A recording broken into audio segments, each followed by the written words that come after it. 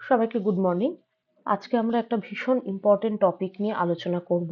সেটা হচ্ছে যে আরসিসি স্ট্রাকচারে, রিইনফোর্সমেন্ট কংক্রিট স্ট্রাকচারে, সেখানে রিইনফোর্সমেন্ট বারের বা স্টিল মেম্বারের কন্ট্রিবিউশনটা কি, মানে আমরা কেন কংক্রিট মেম্বারে রিইনফোর্সমেন্ট বার প্রোভাইড করি, সেটা প্রোভাইড না করলেই বা কি হবে, বা প্রোভাইড করেই বা আমাদের এখানে আমরা কি পজিটিভ কন্ট্রিবিউশন পাচ্ছি। তো আমরা কি জানি কংক্রিট কত প্রকারের হয়?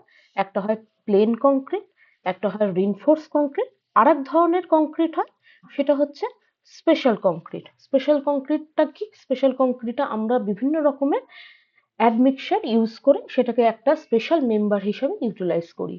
ঠিক আছে, সেটা একটা অন্য ব্যাপার। তো আমরা প্রথমে জানি যে প্লেন কংক্রিটটা কি। প্লেন কংক্রিট মেম্বার হচ্ছে যে কংক্রিট মেম্বার যেখানে রিইনফোর্সমেন্ট বার থাকে না। আমরা যদি একটা বিমকে এখানে এক্সাম্পল হিসেবে নিই, সেখানে যদি আমরা রিইনফোর্সমেন্ট বার বা স্টিল মেম্বার যদি প্রোভাইড না করি, কোনো স্টিল মেম্বার নেই সেই কংক্রিট সেকশনে, সেটা হচ্ছে প্লেন কংক্রিট। ঠিক আছে।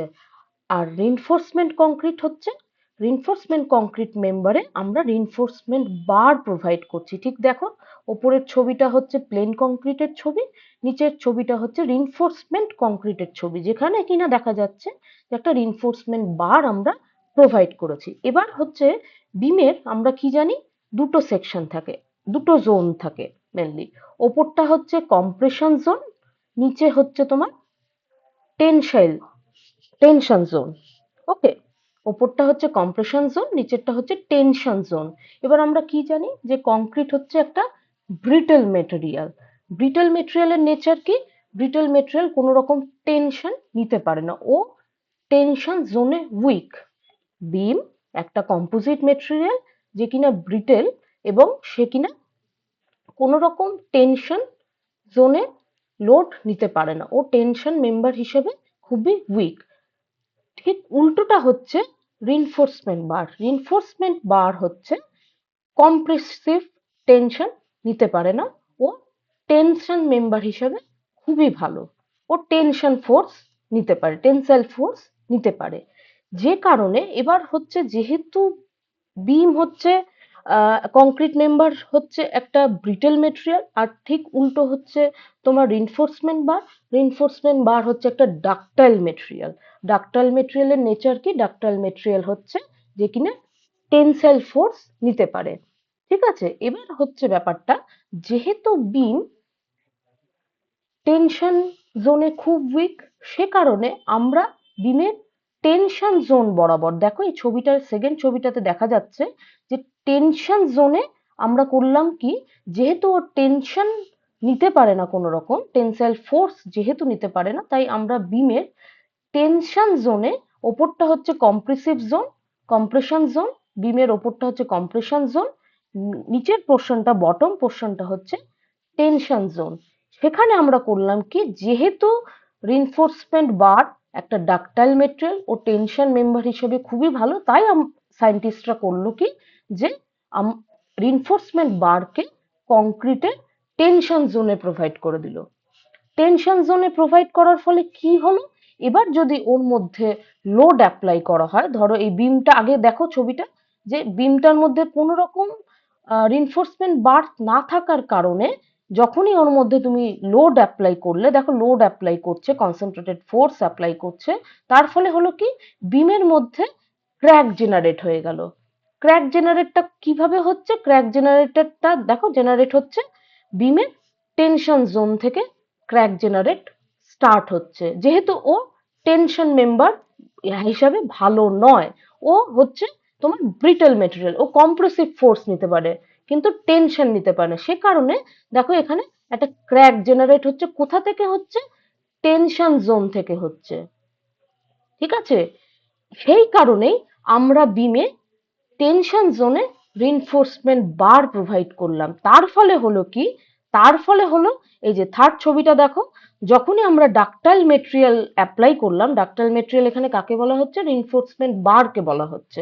ডাকটাইল মেটেরিয়াল প্রোভাইড করার ফলে হলো কি, আগের ক্র্যাকটার নেচার দেখো, ক্র্যাকটা সাডেন জেনারেট হয়ে বিমটাকে কোলাপস করে দেওয়ার প্রবাবিলিটি তৈরি হয়ে গেল।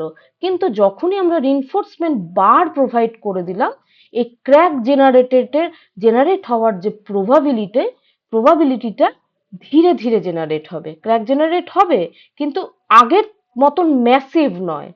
এই ক্র্যাক জেনারেটেডটা হবে আগের তুলনায় অনেকটাই কম ম্যাসিভ, অতটা ম্যাসিভ না। তাতে কি হচ্ছে, তাতে যদি স্ট্রাকচার কোনো রকম ফল করে, তার জন্য একটা সার্টেন টাইম আমরা পেয়ে যাচ্ছি। ব্রিটেল ম্যাটেরিয়ালে কি হতো, লোড অ্যাপ্লাই হলে ম্যাটেরিয়ালটা সাডেন ফেলিয়ার হয়ে যেত, কোনো রকম ওয়ার্নিং ছাড়া ফেলিয়ার হয়ে যেত। কিন্তু যেহেতু আমরা রিইনফোর্সমেন্ট বার প্রোভাইড করে দিচ্ছি এখানে, সে কারণে ওর টেনশন ফোর্সের জায়গাটা তো স্ট্রং হয়ে গেল। কম্প্রেসিভ মেম্বার হিসাবে তো খুবই ভালো। ব্রিটেল ম্যাটেরিয়াল, কম্পোজিট কংক্রিট মেম্বার খুবই ব্রিটেল ম্যাটেরিয়াল কম্প্রেশন জোন নিতে পারে, কম্প্রেসিভ ফোর্স নিতে পারে, যেহেতু ও ব্রিটেল মেটেরিয়াল। কিন্তু ও তো টেনশন জোনে ভালো নয়। তো টেনশন জোনে রিইনফোর্সমেন্ট বার প্রোভাইড করে দেওয়াতে কি হলো, ও ক্র্যাকটা জেনারেট ধীরে ধীরে হতে স্টার্ট করলো। তার ফলে হলো কি, স্ট্রাকচারটা সাডেন ফেলিওর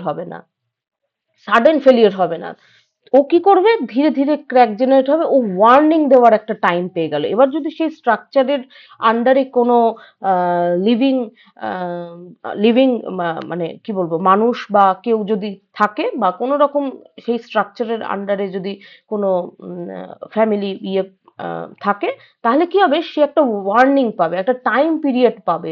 স্ট্রাকচারটা সাডেন ফেলিয়ার হয়ে যাবে না, যেটা কিনা রিইনফোর্সমেন্ট বার প্রোভাইড করার আগে ছিল।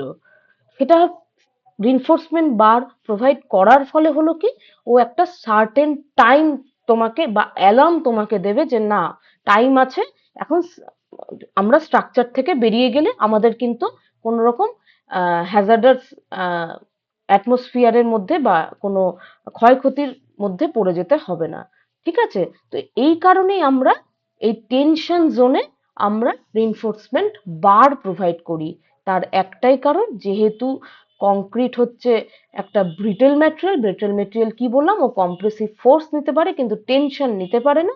সেই কারণে আমরা টেনসাইল মেম্বার হিসাবে আমরা একটা ডাকটাইল ম্যাটেরিয়াল প্রোভাইড করলাম, যেটা কিনা রিইনফোর্সমেন্ট বার বা স্টিল মেম্বার। এই কারণেই আমরা যে কোনো কংক্রিট সেকশনে রিইনফোর্সমেন্ট বার প্রোভাইড করে থাকি। রিইনফোর্সমেন্ট বার প্রোভাইড উইদাউট রিইনফোর্সমেন্ট বার কোনো হেভি বা ম্যাসিভ স্ট্রাকচার তৈরি হয় না। প্লেন সিমেন্ট কংক্রিটে কোনোভাবেই ম্যাসিভ স্ট্রাকচার তৈরি করা যাবে না। যেখানে লোড খুব কম সেখানে তুমি তৈরি করলে ঠিক আছে, কিন্তু যেখানেই চলে আসবে লোডের একটা ব্যাপার বা হেভি ওয়েটের যেখানেই ব্যাপার চলে আসবে, সেখানে তোমাকে অবভিয়াসলি রিইনফোর্সমেন্ট বার প্রোভাইড করতে হবে। কোথায় করতে হবে? টেনশন জোনে। ঠিক আছে? টেনশন জোনে অবশ্যই তোমাকে রিইনফোর্সমেন্ট বার প্রোভাইড করতে হবে। ওকে, থ্যাংক ইউ।